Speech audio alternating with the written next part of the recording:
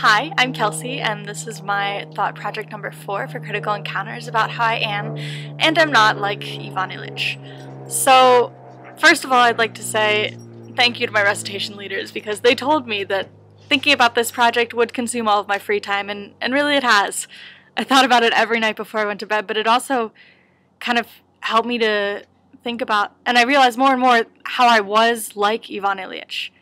And as scary a thought as that is, it also helped me to feel empowered because I felt like I recognized the things about me that I didn't like, and that made me able to change them if I choose to do so. So the first thing I was thinking about is Ivan Ilych and his reaction to his death. So initially he was just thinking, pity poor me, and everything was just, I wish that people were acting differently, and when they were treating him like a child, like he wanted to be treated in some cases, then he wanted to be treated more professionally, and then there were other times where he would act professionally and wish that people would just treat him like a child, and it was so conflicting. And then finally he gets to the point where he realizes kind of who he really is, and he finally has this this acceptance of death. And I think that for a while I sort of had that thing going on, and I finally realized that death is just kind of a part of life, and obviously if I'm in a scary situation where I'm about to die, the scary situation is going to scare me, but I don't feel like death really is that big of a deal and is a horrible thing. I think it's just kind of a part of who we are. And part of that, I think, has to do with my move to Colorado. That was sort of my first death. Because in Maryland I lived much the way that Ivan lived, and I had sort of the relationships that I thought I should have with people, and I thought that no one really liked me, and I think a lot of that had to do with the fact that I wasn't really connected with people because I was afraid to become connected. And I tried to be the perfect child, and I was controlling, much like Ivan was of his family, and I was controlling of my sister like he was of his wife. And then I moved to Colorado, and I sort of had this, we found that we were going to move to Colorado a year before we actually did, and I was extremely angry with my parents beforehand, and I was screaming all the way. And then I had the realization, and I think my sister kind of helped with that, much like Ivan seeing his family and how they were suffering because of his death. My sister was trying to help me all throughout my life, and I was just pushing her away, and everything she did was wrong. And then finally I started to listen to her, and she really helped me to grow into the person that I want to be.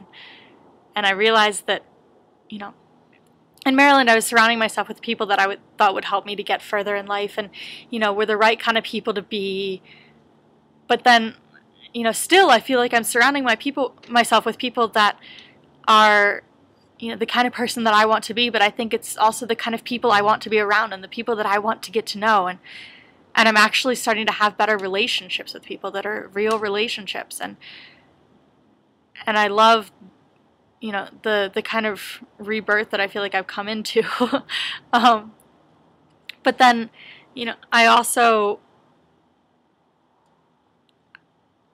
I have still bits of Ivan Ilych to me. And, for example, in the whole engineering thing, and even before that, in high school, the changing your major is such a weird concept to me, because in high school, if you were in a really difficult class, you just stuck it out, and you went through it. No matter how hard it got, you just did that, and you didn't really have a choice, and you didn't change your classes.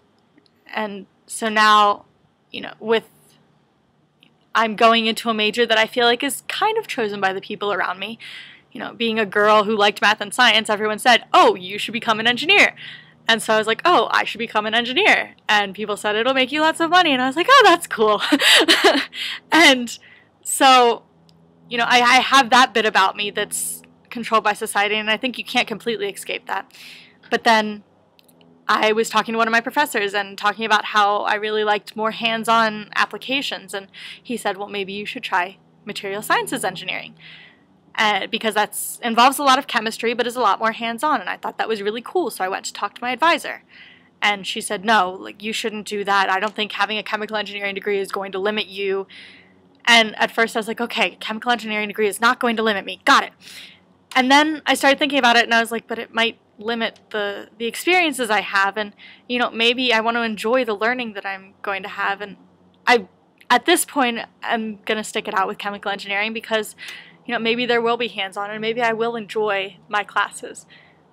But if I don't, I like having that option to switch, you know, knowing that it is an okay thing to do. And I keep hearing people talking about how, you know, the further along in their education they get, the harder they think it is to switch, and then they get further and further, and it does get harder and harder. But recognizing that you have that option from the beginning and thinking about what you really need to do, I think is something that's really important. And so I'm really glad that I have that kind of outlook, and it's not so much the Ivan Ilych, you do what you do kind of thing. And that I've been able to kind of grow out of that. So I think that, you know, while I have many things about me that I like that are not like Ivan Ilych, I think that I also have little bits about me that are like him that kind of keep me in check. And I think that's a good thing because, again, it helps me to realize that there are things about me that I like and things that I don't like. And if I don't like things, I can change them, and I feel empowered to do so. So thank you for listening.